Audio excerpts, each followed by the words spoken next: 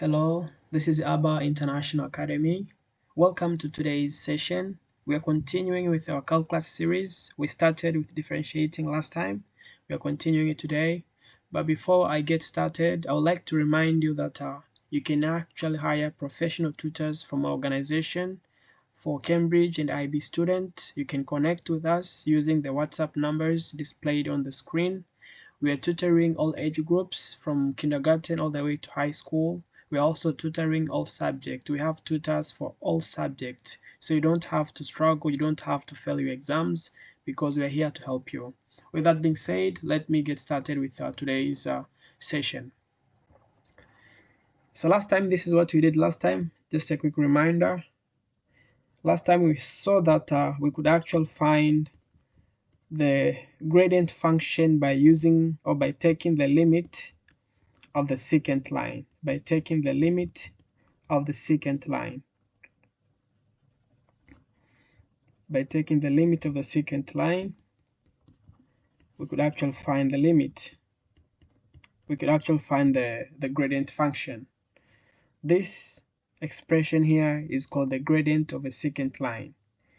So I'm going to do one example with you. You can go back and watch the previous video where I solved many questions. Just for reminder, let me solve one question just to help you.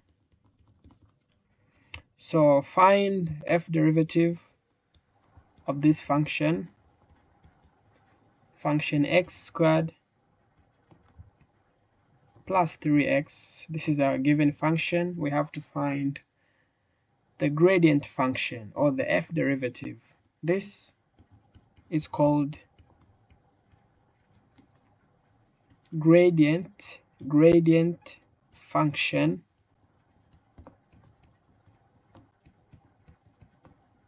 or you can abbreviate it as f derivative. We're going to be using this word a lot, derivative. So let me show you how to do that question.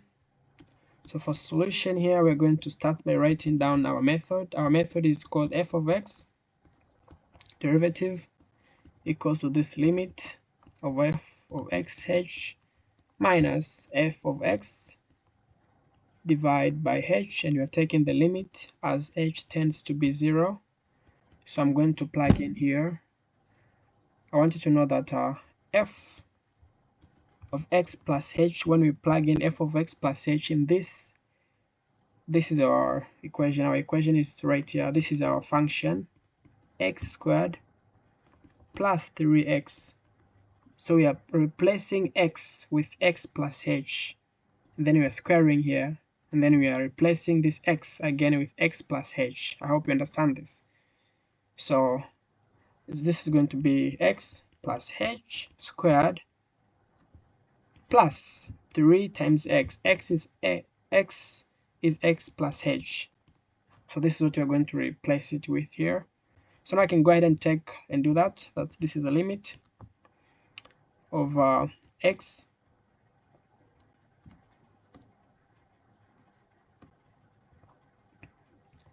plus h squared plus 3x plus 3h. If you distribute this 3 here, you get 3x plus 3h. You can put bracket, then minus f of x. F of x is x squared plus 3x. Make sure you're putting the bracket here because this you're subtracting the entire function, and this function is made up of more than one term. That's why it is very important to put the bracket sign, because there is 2 terms here, x squared and 3x terms in this function. That's next time we're going to distribute by negative when you're trying to open that bracket. The entire thing divided by h. And then remember, we're taking the limit as h tends to be 0. Now you can go ahead and try to do this. Go ahead and pause and see if you can expand. You don't need this bracket here. Go ahead and see if you can expand this x plus h bracket squared, x plus h bracket squared. You can pause the video and try to expand. And if I do that, it's going to be x squared plus 2xh plus h squared plus 3x plus 3h. Now we are distributing this negative. It becomes negative x squared minus 3x, because negative times positive is minus. This whole thing divided by h, taking the limit. Now we know that we are going to cancel the x squared and x squared terms are going to be cancelled out. Then we're going to remain with this function. We're going to remain with 2xh plus h squared plus 3x. Also, we can simplify more. Okay, I'll show that later. Let me just rewrite these functions, but we can combine some like terms here. So 3h minus 3x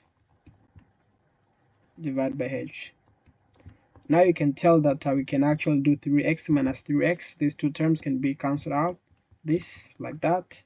Then we're going to remain with the following: 2xh plus h squared plus 3h. Divide this whole thing by h.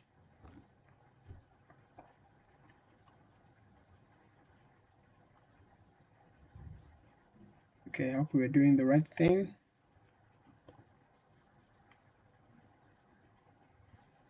Okay, now you're going to go ahead and divide by h. You divide by h everywhere. You divide 2x h divided by h. You're going to have 2x. Then divide h squared divided by h. You're going to have h. 3h divided by h is 3. The next step is to plug in 0. So this limit is going to look like this: 2x plus, we're plugging h0. We're plugging 0 in the place of h.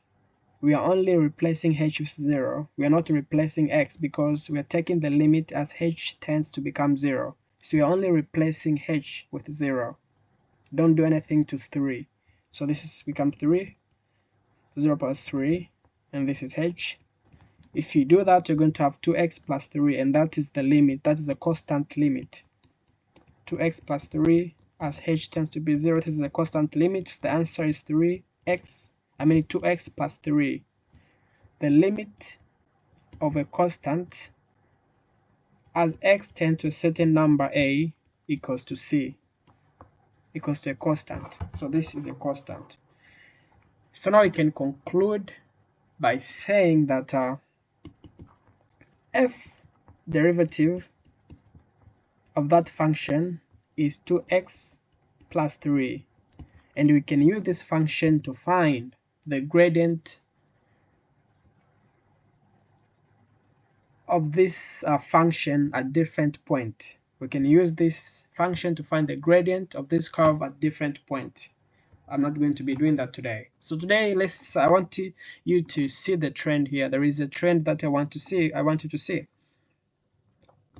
before I show you the method. You see, if the function is f of x,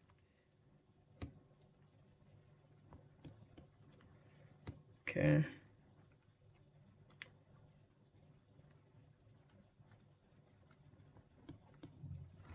if the function f of x equals to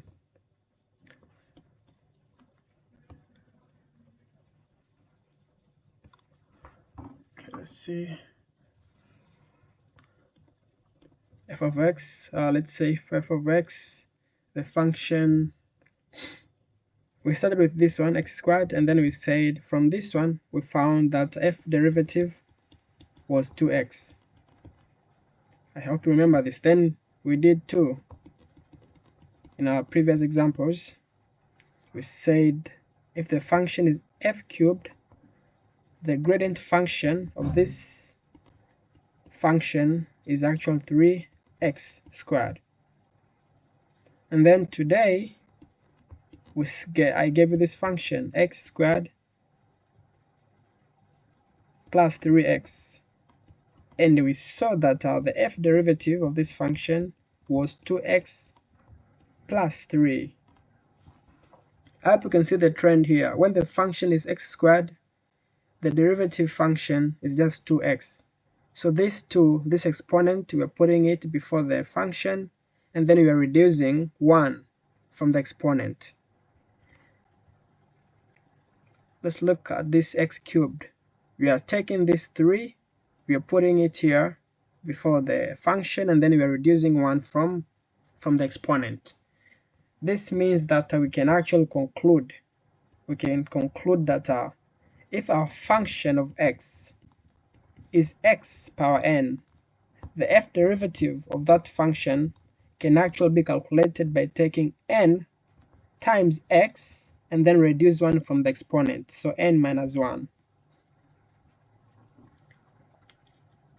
This is the conclusion that we can come up. We can also say that if our function is a x power n, the f derivative of this function, this a, where a is a constant,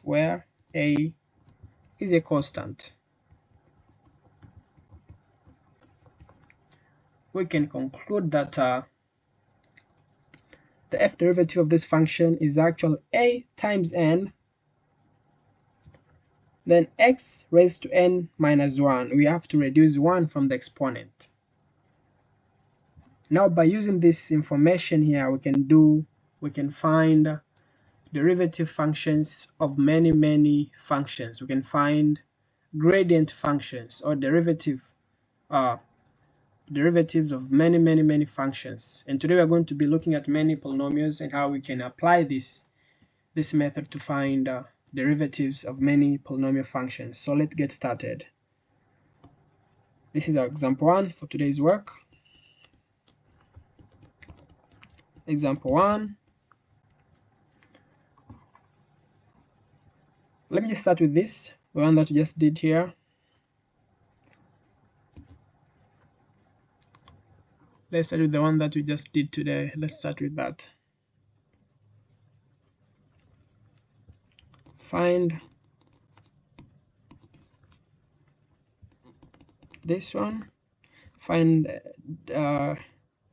derivative of this function x squared plus 3x. So solution, we are going to apply our method. Remember what our method says. Our method says this, that our f derivative of a function, if f of x is x raised to n, the f derivative of that function is n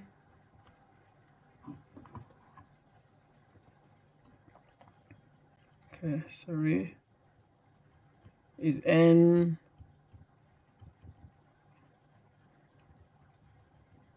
let me do this. Yeah, it's n x n minus 1. So for this one, for this function,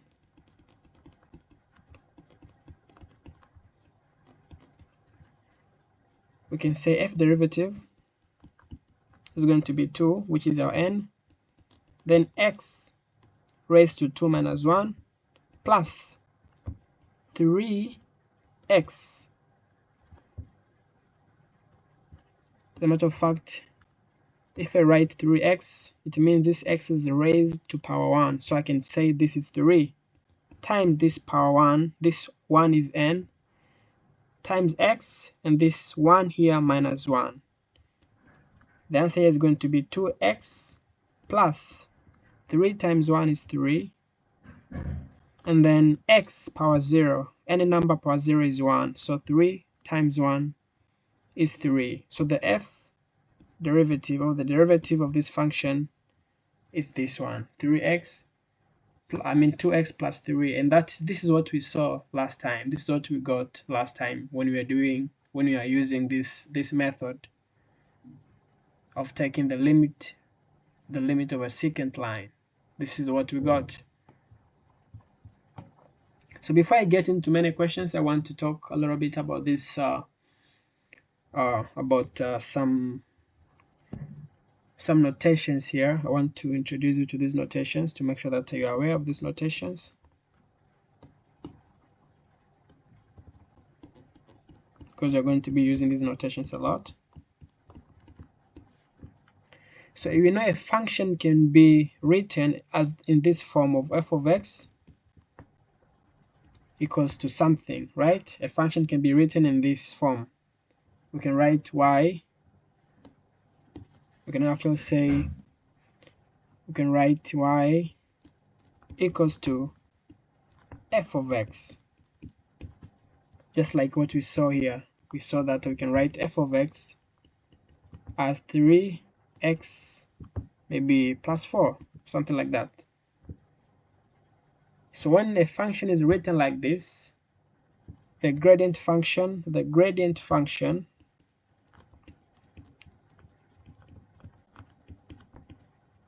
can be provided using this notation. The gradient function is written as f derivative, put this sign here, then x.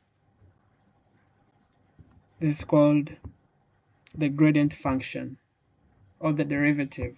The gradient function or the derivative. The derivative or the gradient function. I'm going to be using the derivative. Also, we can have a function written just as y. We can just have y. We can have a function written in the form of y, in the form y as a function of x.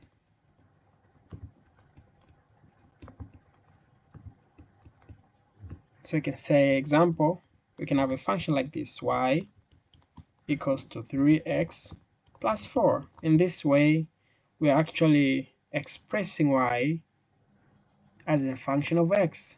The function here is x. Remember, we're using this x as input to give us the output, which is y. So when the function is written in this form, we have a way of writing our derivative. The derivative or the gradient function,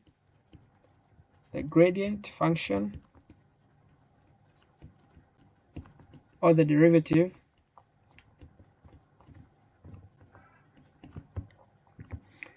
is written in this form,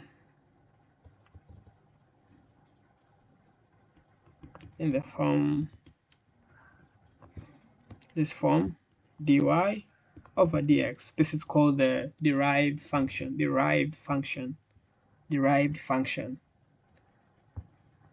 So dy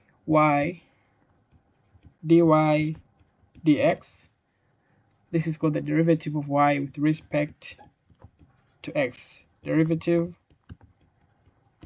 of y with respect to x. You can think of it as how y changes with respect to x.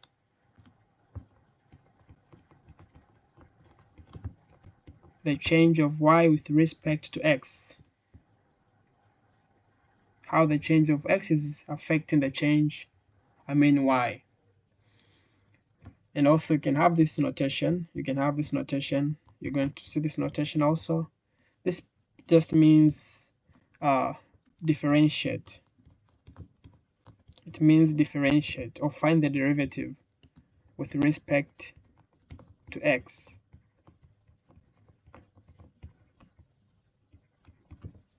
So instead of me writing many words, I can just write this one, x squared plus 3x. What I mean here is that I want you to find derivative of x squared plus 3x, which is actually 2x plus 3. So we're also going to be using this expression a lot. Now, I think we are aware with the terminologies that we're going to be using. We can go ahead and solve more questions now. And don't forget, we're using this method.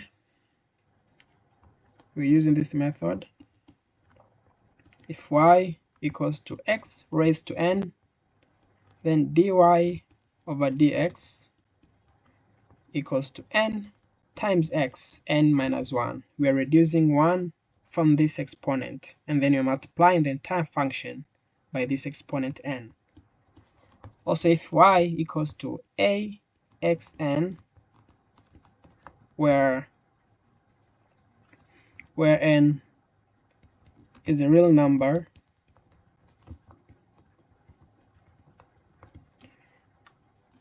we can actually say dy over dx equals to a times n x raised to n minus 1. Don't forget to reduce 1 from the exponent. You always have to take away 1 from the exponent. Now let's jump into questions.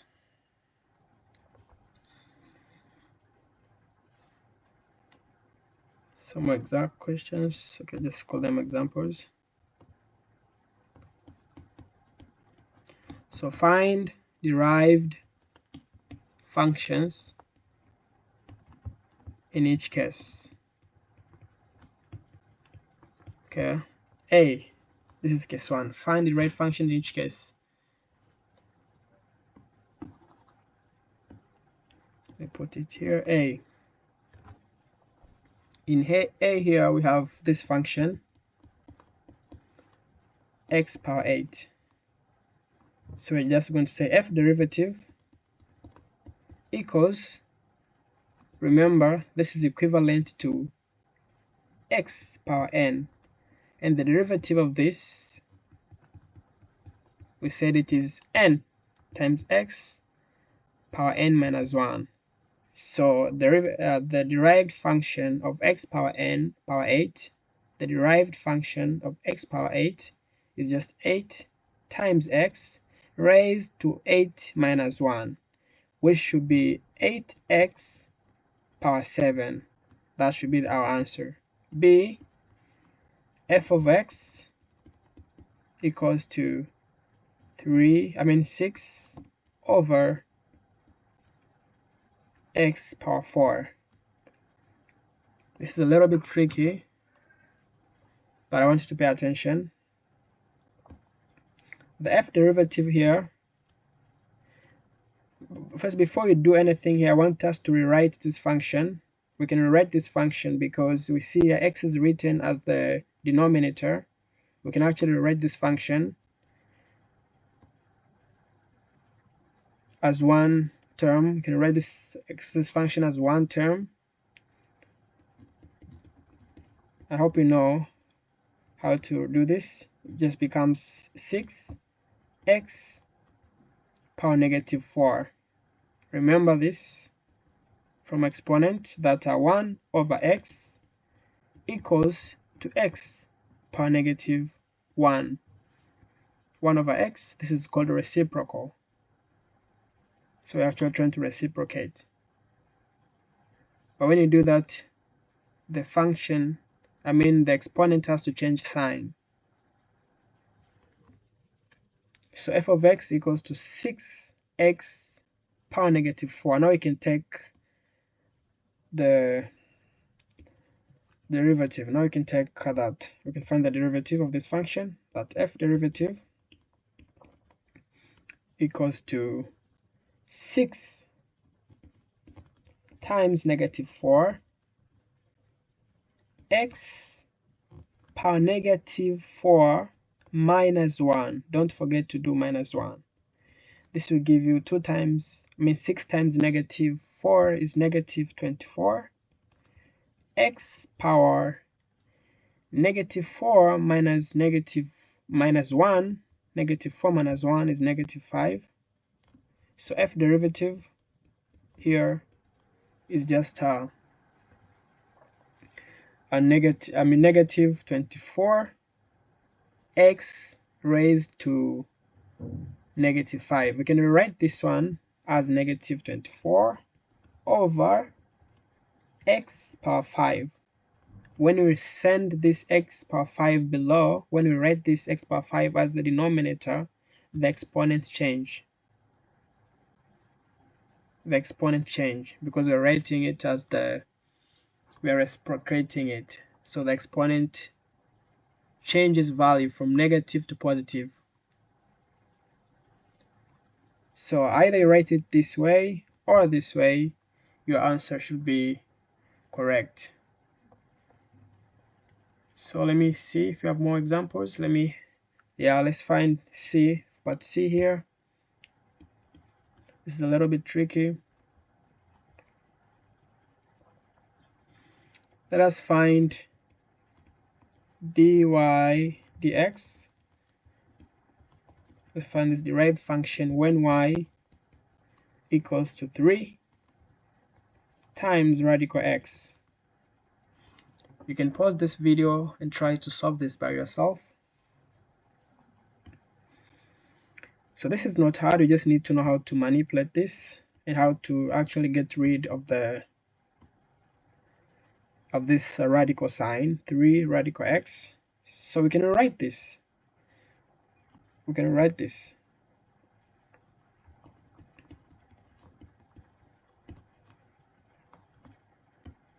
can say y here equals to 3 x. Now remember, this is square root. Remember this now, that if you have square root of a, if you want to remove the square root sign, this number becomes a power 1 over half.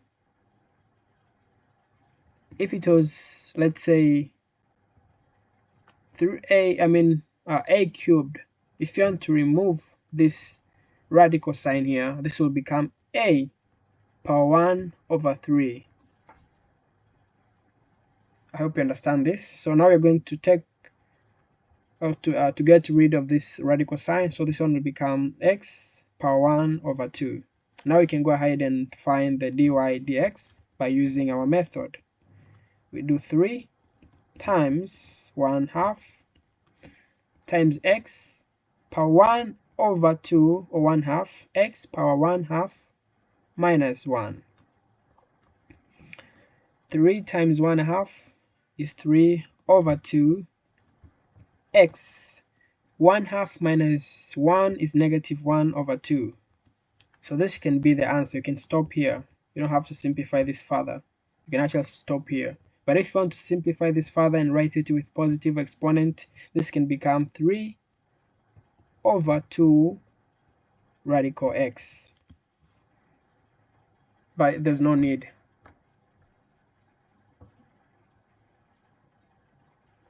Okay, let me give you maybe two. Let me do maybe 2 more. Let's see if we can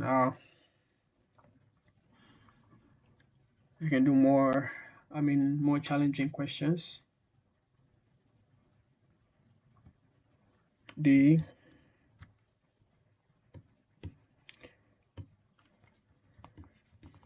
So let's find dy dx, the right function, when y equals to, this time let me put it as let me see, more challenging one. Okay, I can say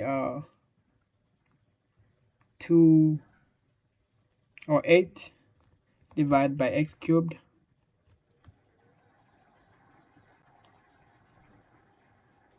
Okay, see, when the function is written this way, it kind of looks like 2 different terms because there is 8 and then there is x cubed. So what we do, we actually try to write this function in one term. We're trying to write this 8 over x cubed as one term. So again, you just find the reciprocal. So you can say y equals to 8 x. Now if you're writing x, if you're removing x from the denominator, from the bottom now to the top, the sign of the exponent has to change. It should be -3.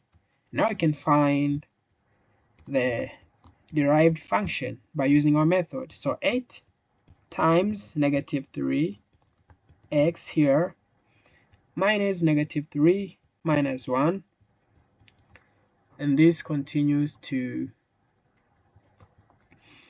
this becomes negative 24, and then x negative 4. So this one is our answer here. It's the derived function. Another example.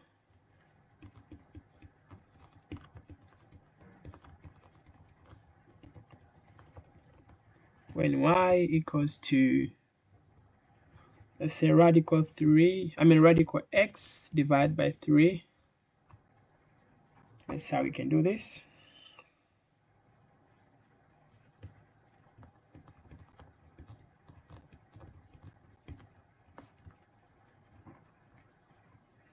So we know our function is radical x over 3.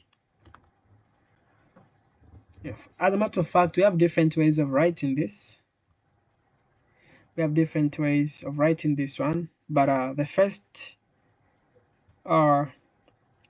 step here will be to get rid of this radical sign, as I told you. So we can write this as y equals to x.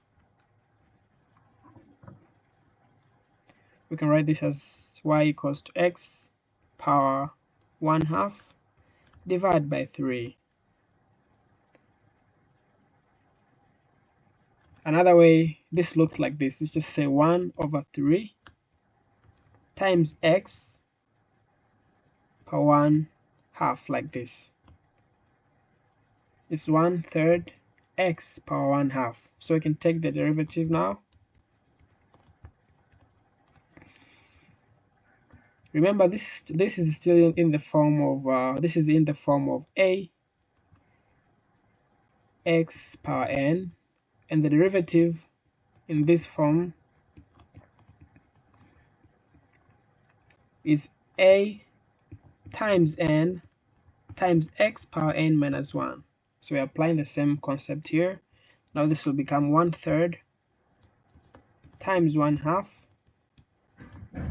times x power 1/2 minus 1. You can go ahead and simplify that. 1/3 times 1/2 is 1/6. So 1/6, and then 1/2 minus 1 is just negative 1/2. Therefore, the derived function here will be 1/6. The derived function here is 1/6 x negative 1/2. If you don't want to write it in this form, you want to get rid of the negative, you can actually write this as 1/6 times radical x. This is also correct.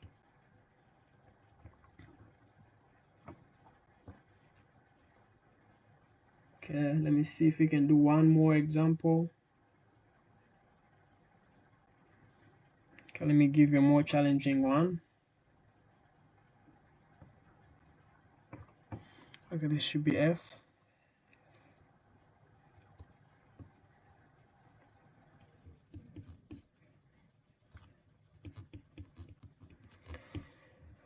So in f, find dy dx when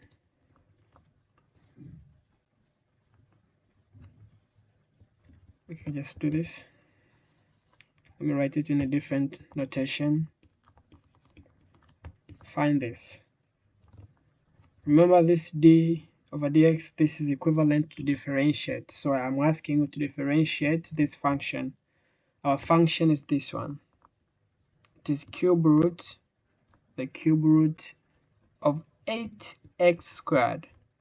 This is our function.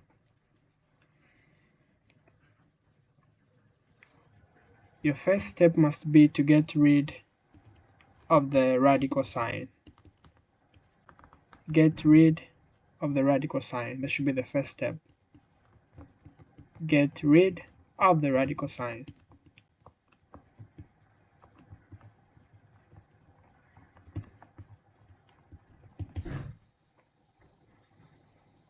Okay, we can write this one.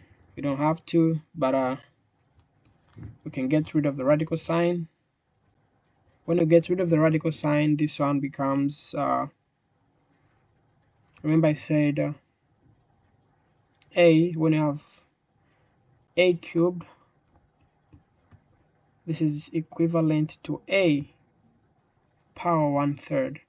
So you're applying the same concept here, that this is equivalent to 8x squared, we put bracket, times 1/3, I mean power 1/3. Now we can go ahead and simplify this further. We can go ahead and simplify this further. This one should be equal to, now we have exponent, you're multiplying exponent. Remember, in multiplying exponent, in multiplication of exponent, if you have a raised to n times power m, this is just a times nm, so the exponent can be multiplied. But remember, here you have two numbers. You have inside the bracket, you have two numbers. You have this coefficient 8, and then you have x squared variable. So if you're going to multiply by 1/3, also you have to multiply by 1/3 here in 8. So 1/3. And remember, you're not multiplying by 1. You're not multiplying 8 times 1/3. Rather, you're doing 1 times 1/3, because you're only multiplying the exponent. The assumption here is that this 8 is raised to power 1. So we're only multiplying the exponent, just like what I showed you here. A power n raised, a raised to n times m is equivalent to a raised to n times m. So you're only multiplying the exponent. So 1 times 1/3 is just 1/3, and then in x here the exponent is 2, so 2 times 1/3 is 2/3. 2/3. We can go ahead and simplify this one further. You know, this 8, we can write this 8, you know, we can actually split this 8 and write it in as the base of 2. 8 is 2 power 3, or 2 cubed. 8 is 2 cubed, so 2 cubed times 1/3 should be 2, because 3 times 1/3 is just 1, so 2 power 1 is just 2. I hope you understand. So this one will become 2. In fact, 8 raised to 1/3 is equivalent, let me write it here, 8 raised to 1/3 is equivalent to finding the cube root of 8. The number you multiply by itself 3 times to get 8, which should be 2, right? Should be 2. So the answer is 2, then x power this one. Now we can go ahead and find the derivative. The derivative is going to be 2 times 2/3, 2 times 2/3 times x over, let me use a different color here now, because this is a solution. 2 times 2/3, so let me use a different color here for this one as well. So I'm doing 2 times the n value is 2/3, bracket x raised to 2/3 minus 1. Don't forget to do minus 1. And the answer here should be 4/3 times x power negative 1/3. This is our x derivative. This is a derivative, dy dx. You can write this one. You can write this one if you don't want to deal with negative exponent. You can write this number like this. This is 4/3 times cube root of x. When you take this, when you write this x power negative 1/3 as the denominator, the sign of this has to change from negative to positive. Okay, let me see if we have more questions here.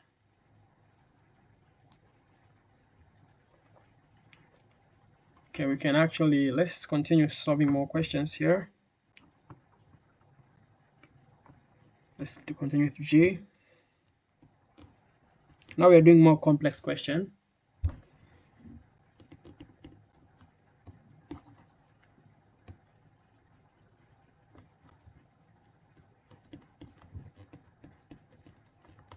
So find dy dx when y equals to x power 5 plus 4x raised to the 4th power. This is a very straightforward question. It is just a function that has two terms, a function with two terms. So what you're going to do, you're actually going to find the derivative of each term. You're going to find the derivative of each term. Derivative of this, the first term, and the derivative of the second term. I hope you understand. So what you're trying to do here is just to do this. Dy dx equals to derivative, we'll find the derivative of this term here plus the derivative of this other term here. That's what we're trying to do.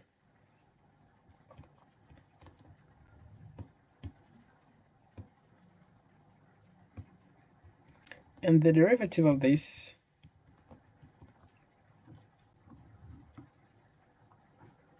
the derivative of the first term should be 5 times 1 times x, 5 minus 1, plus, for the second one should be 4 times 4 times x raised to 4 minus 1, and this comes down to be 5x power 4 plus 16x cubed. This is your final answer.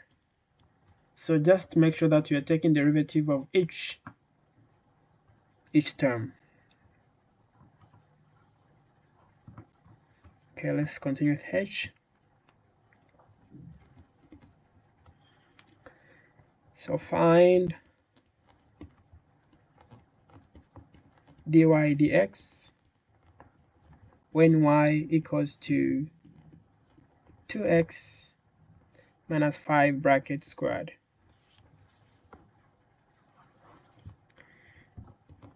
So we're going to start by rewriting this equation.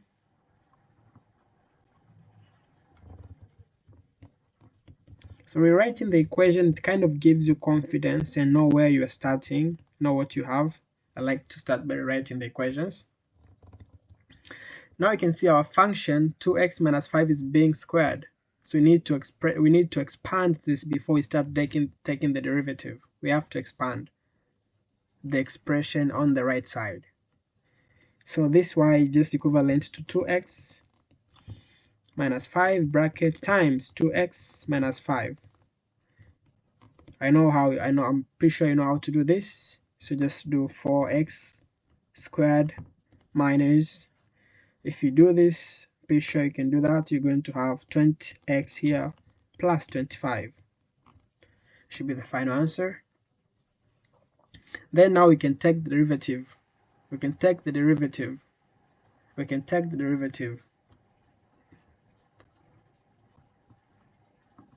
How are we going to take the derivative here? We have three different terms: 4x squared minus 20x and the constant term 25. You need to take the derivative everywhere. So dy dx equals the derivative of everything here inside. So I can just put the bracket here.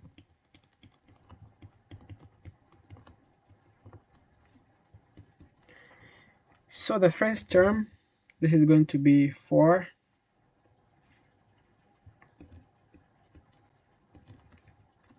24 times 2, and then x squared minus 1. The next term is going to be 20 times 1. Remember, there is 1 here. There is 1 in this x. Then times x power 1 minus 1. And then the last one is a little bit tricky because this is a constant number. There is no x here. So what are we going to do here? Derivative of a constant number a is 0. What do I mean by that? If the number is constant like this one a, we can assume that a is multiplied by x, which is raised to power 0. We can assume that this a is multiplied by x, which is raised to power 0. Any number power 0 is 1, so a times 1 should be a. So we're assuming the same thing here, that this 25,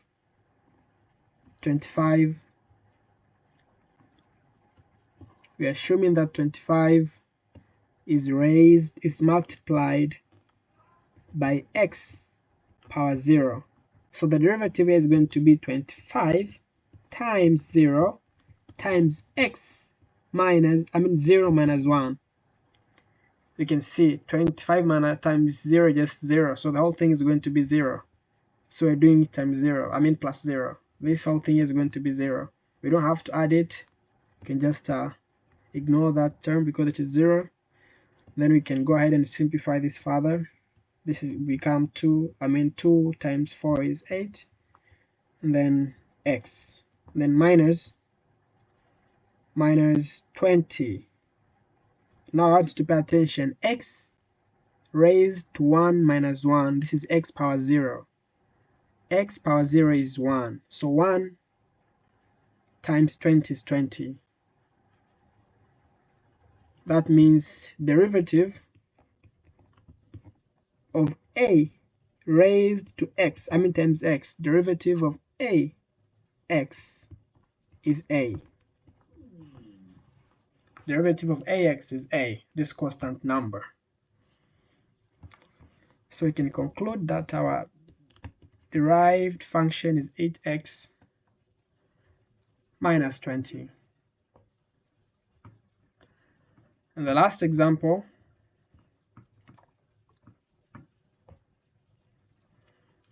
it should be I.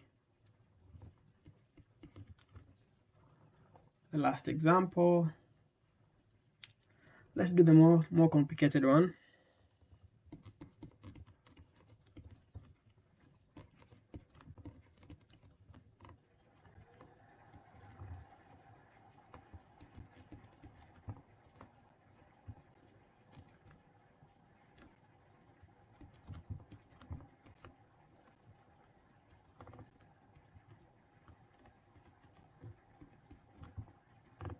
So we're trying to differentiate this function. We want to only deal with 2 terms because we can see that we have 2 main terms here. Only 2 terms. We have 2 terms. The one with 24 and the other one on the right side. But before we get started, remember what I said. The first step must be to get rid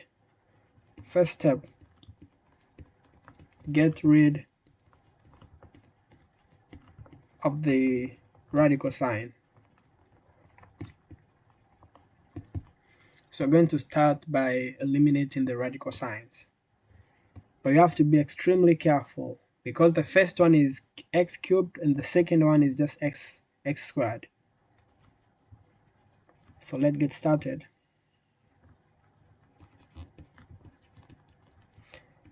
So 24 times x power 1 over 3 minus, I'm removing the radical signs as I said, minus 1 over 2 times x power 2. Here it is power 1/2. It is 2 times x power 1/2 because this is square root. So if the square root, then the number here is 2. We don't have to write here. Something like this, square root of 4. It simplifies that. It simply means that there is actual 2 here. There is 2 here. That's why you take this 4 times this 1/2, and this 4 is 2 1/2. I mean, this 4, it can be written in exponential form as 2 squared times 1/2. So 1/2 times 2 is 1. So the answer is 2, and this 2 is the square root of 4. So I hope you're understanding. Now let's continue with simplifying this further. We can simplify the number on the right side.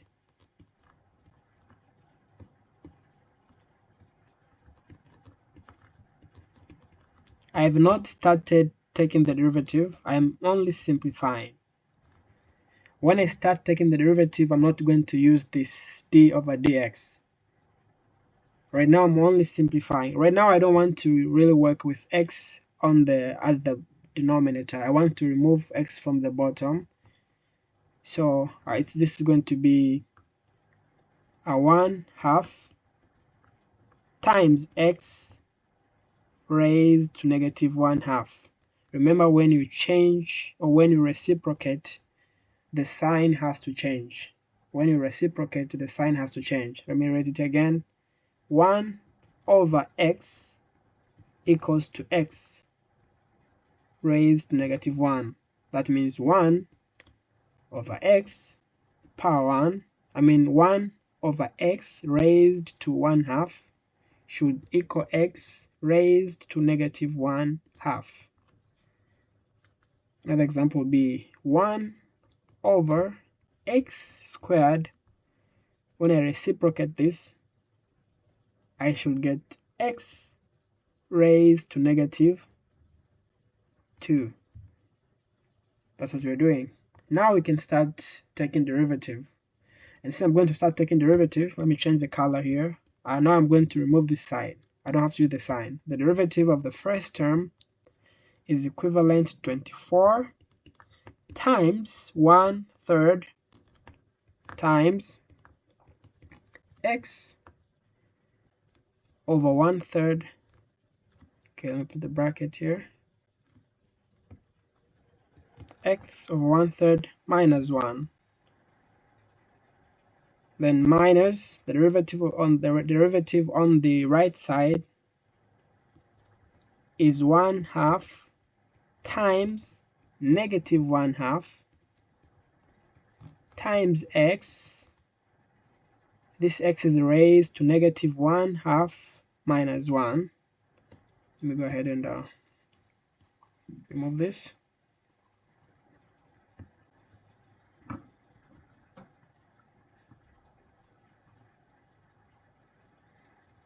Now let's continue.